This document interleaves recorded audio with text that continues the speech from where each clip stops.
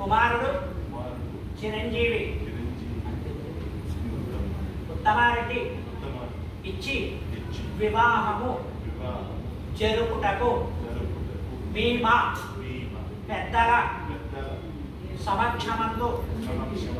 వేద బ్రాహ్మణోత్తములచే బ్రాహ్మణ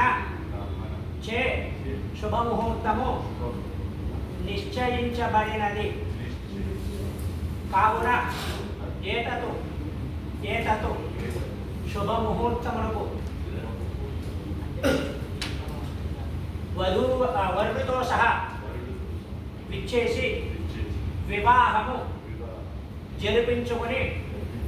నూతన వధూవరులను ఆశీర్వదించి మా చేత వసంగపడు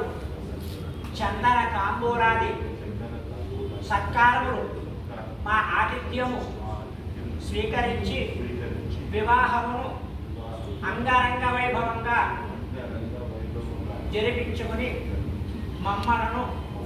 ఆనందింపజేయ ప్రార్థన.